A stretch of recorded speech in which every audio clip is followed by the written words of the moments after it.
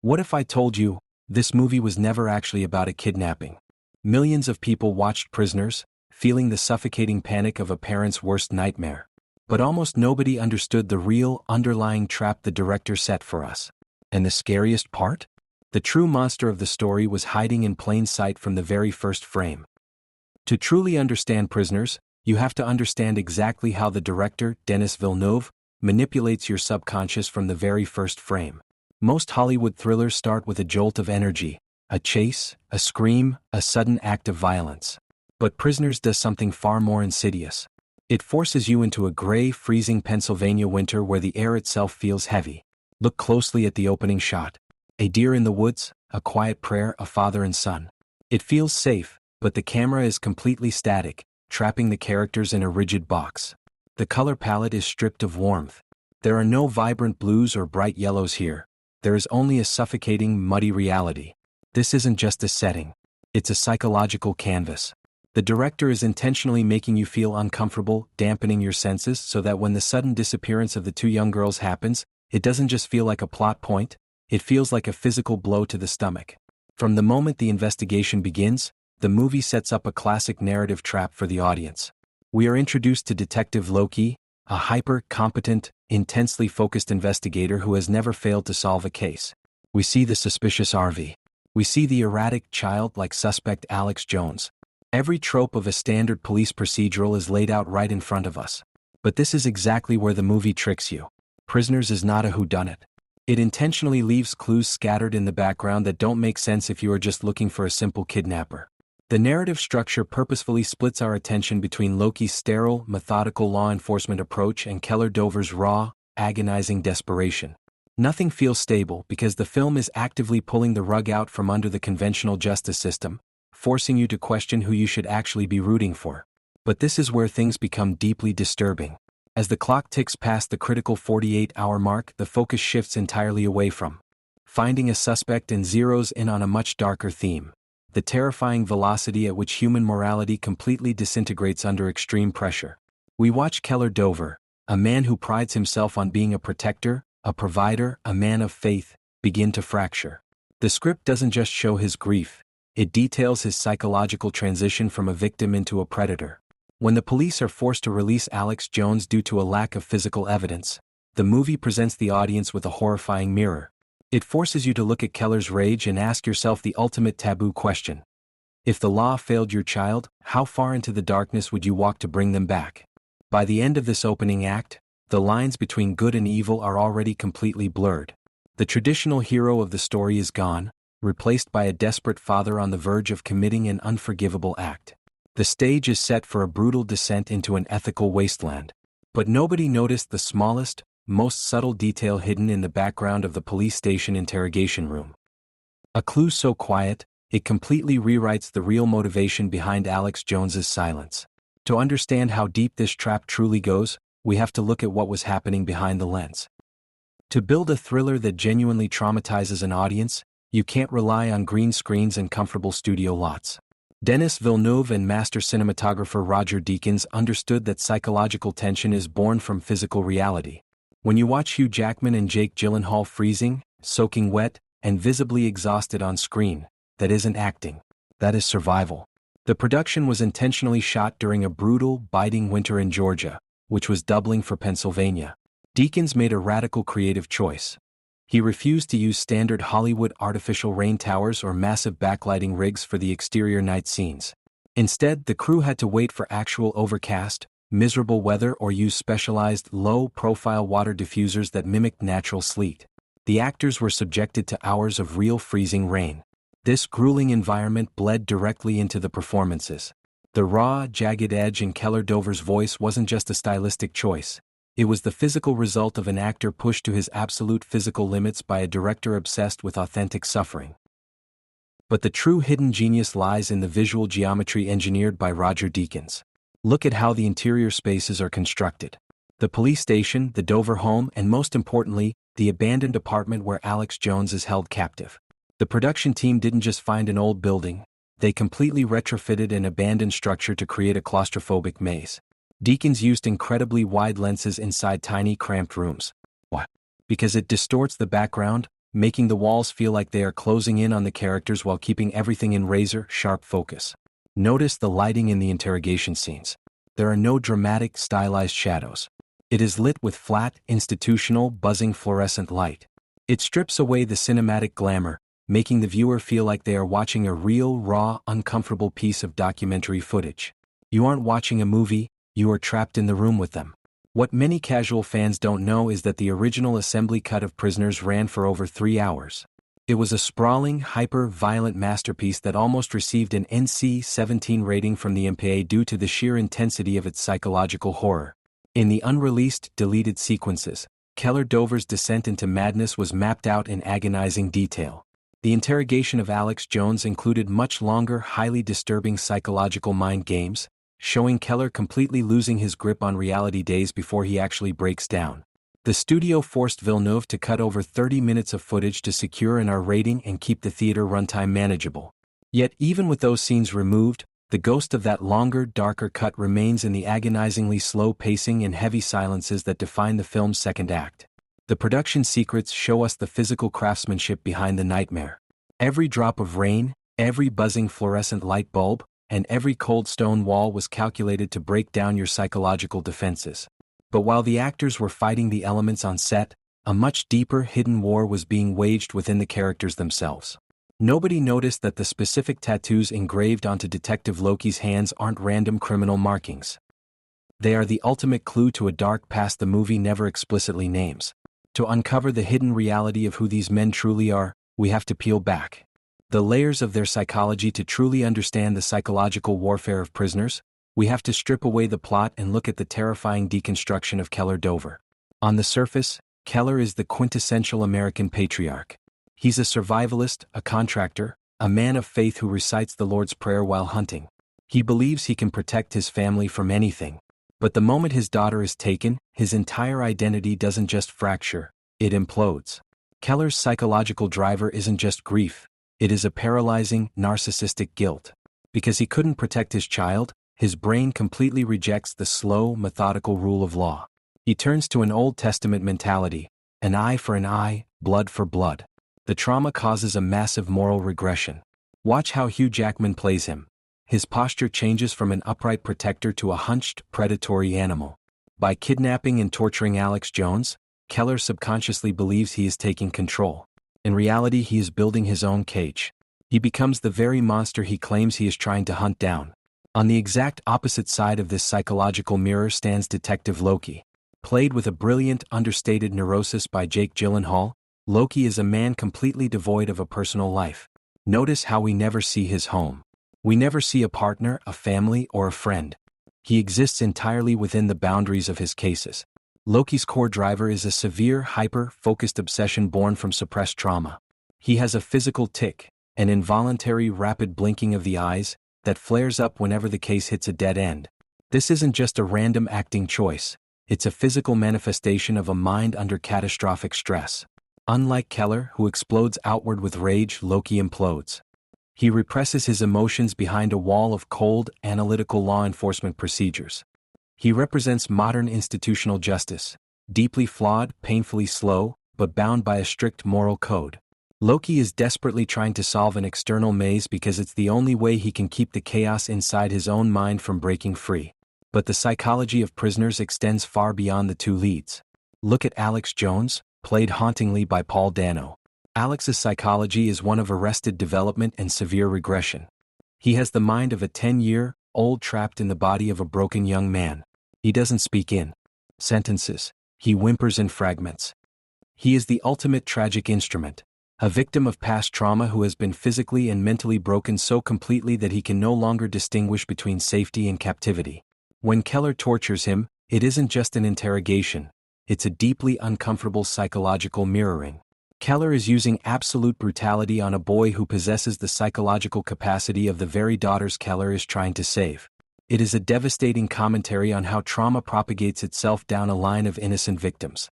The psychological clash between Keller's unchecked rage and Loki's cold obsession is what keeps the audience completely paralyzed with tension. They are two men sprinting down the exact same dark hallway from opposite directions, completely blind to the fact that they are destroying each other. But while you were watching their psychological breakdown, The director was hiding the absolute truth of the mystery right in front of your eyes. Nobody noticed that the specific pattern of the maze drawn by the suspects matches a hidden visual clue planted in the very first 10 minutes of the movie. To see the hidden details that casual viewers missed entirely, we have to look deeper into the frame. Part 4. The Maze in the Frames, 40:00, 60:00. When you look at Prisoners, you aren't just looking at images, you are decoding a hidden visual language. Denis Villeneuve and Roger Deakins treat every shot like a piece of forensic evidence. First, let's talk about the visual metaphor of imprisonment. Notice how the camera consistently frames Keller Dover behind vertical bars, long before he ever commits a crime. Whether it's the vertical lines of his basement staircase, the window panes of his car, or the tight wooden beams of the abandoned apartment, the frame is constantly trapping him. The movie is telling you visually that he is already a prisoner of his own paranoia. Then there is the mystery of Detective Loki's ring. In almost 80% of his close-ups, you can see a distinct silver Freemason ring on his finger. The movie never explains this ring. It's left entirely in the background. Is it a sign of a hidden allegiance? Or is it a reminder of a personal history rooted in a secret society or institutional past? And finally, the ultimate clue, the whistle at the center of the labyrinth. Throughout the film, the symbol of the maze appears as an inescapable puzzle that drives men to madness. But the red line always leads back to the center, back to that tiny metallic emergency whistle. The path to salvation in this movie never comes from grand acts of violence or brilliant detective work. It always leads right through the suffocating paths of the labyrinth itself. But while the details in the frame are highly calculated, they pale in comparison to what the fan community discovered when they started piecing the timeline together. What if the investigation we watched was entirely built on a lie? To understand the theories that completely broke the internet, we have to venture into the paranoia sector. When Prisoners released to US audiences, it didn't just leave people shocked. It sparked an absolute obsession with what the movie wasn't telling us. The most compelling, widely debated psychological theory focuses entirely on Detective Loki's unspoken past. Think about it. We are given absolutely zero backstory for this man. But a character's history isn't always hidden in dialogue. Sometimes it's written directly onto their skin. Look closely at Loki's hands.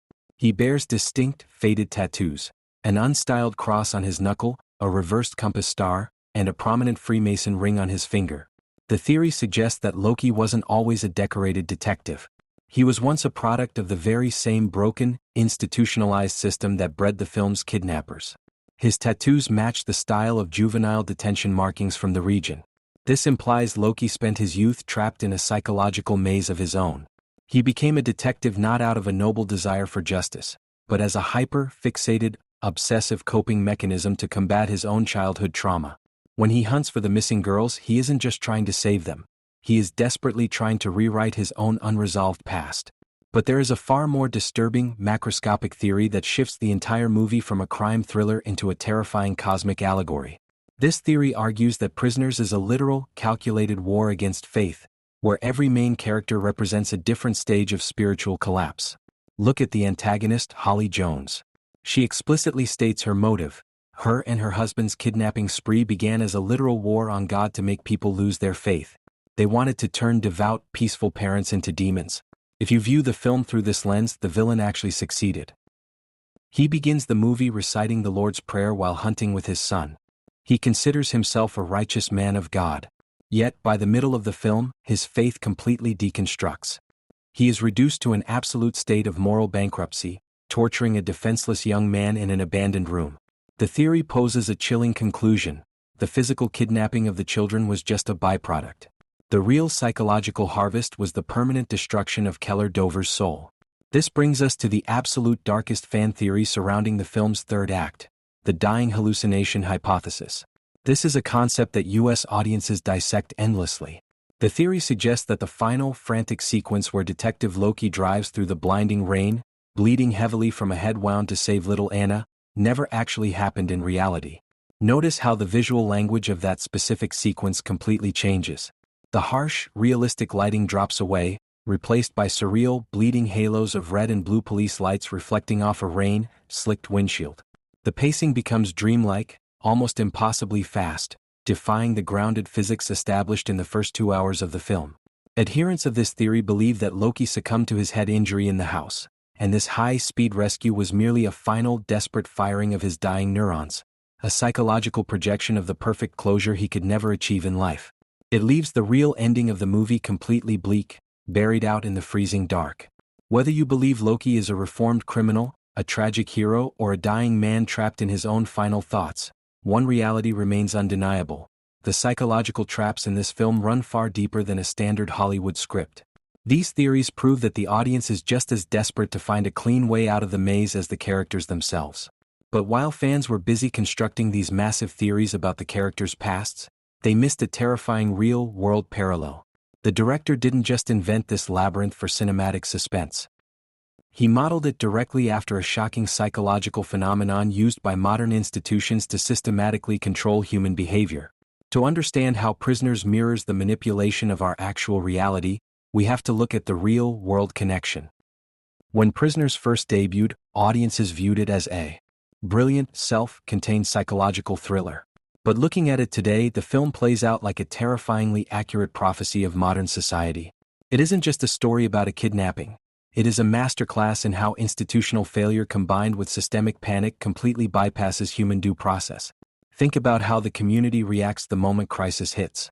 The slow, bureaucratic machinery of the legal system cannot keep pace with the immediate, agonizing demands of a grieving family. In the real world, we see this exact fracture every single day.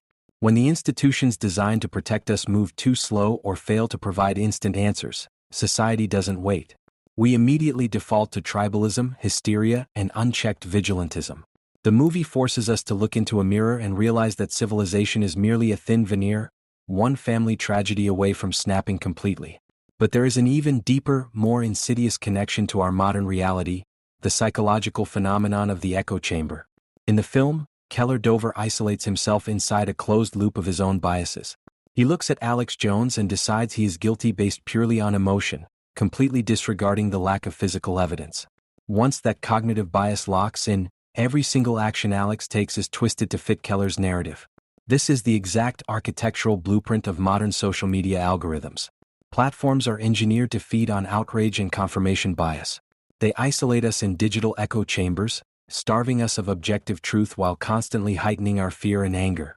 Just like Keller Dover in that abandoned apartment, modern internet culture routinely kidnaps nuance, locks it in a dark room, and tortures the facts until they confess to whatever narrative we already want to believe. We have built a digital society where we act as judge, jury, and executioner from behind a screen. Look at how the villains of the film operate. Holly Jones and her husband didn't just kidnap children. They systematically isolated their victims from the world to break their minds. They understood that the ultimate way to destroy a human being's psychological core is to sever their connection to reality, leaving them alone in the dark. This mirrors the growing crisis of isolation in the digital age. As we become more connected globally, we have become profoundly isolated locally. Modern institutions, corporate algorithms, and hyper-targeted media deliberately exploit this vulnerability. By keeping communities divided, paranoid, and fundamentally lonely, it becomes incredibly easy to manipulate public behavior. Prisoners shows us the logical, devastating conclusion of what happens when a community stops trusting its neighbors and starts looking at every stranger as a monster hiding in the fog. The true horror is the fictional maze on the screen. It's the realization that we are already living inside of it. We are all prisoners of a modern, hyper-accelerated system that trades our psychological peace for engagement, rage, and division. Denis Villeneuve didn't just direct a crime movie. He documented the slow decay of our collective empathy. But while the thematic parallels to our world are profoundly disturbing, the physical reality of what happened during the creation of this film is shrouded in a dark history of its own. Nobody noticed that certain scenes were so psychologically damaging to the cast. They sparked intense behind-the-scenes controversies and real-life physical trauma on set. To uncover the unsettling truths the studio tried to keep quiet, we have to look at the dark facts.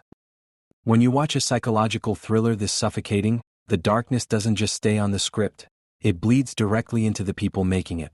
To capture the authentic, terrifying rage of a father pushed over the edge, Hugh Jackman went down an incredibly dark path of method acting.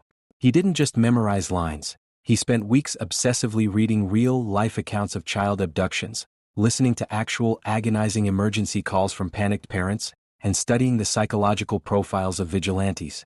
By the time he walked onto the set of Keller's abandoned apartment, Jackman was operating in a state of genuine, deep-seated psychological distress. The sheer intensity of his performance was so raw that it completely altered the environment on set. During the infamous bathroom interrogation scene, Jackman became so consumed by Keller's manic desperation that he began aggressively smashing a heavy porcelain sink that wasn't structurally reinforced for that level of violence. The terror you see on Paul Dano's face in that exact moment wasn't rehearsed acting. It was the genuine visceral shock of a co-star realizing that Jackman had completely lost himself in the scene. But the physical toll of Prisoners went far beyond broken props. The production was plagued by a series of real-life physical mishaps and unscripted injuries that the director chose to keep in the final cut to preserve the film's brutal reality. Look closely at the sequence where Detective Loki chases a suspect through a residential neighborhood in the freezing rain. During one of the takes, Jake Gyllenhaal slipped violently on the ice-covered asphalt, slamming his hand directly into a wooden fence structure.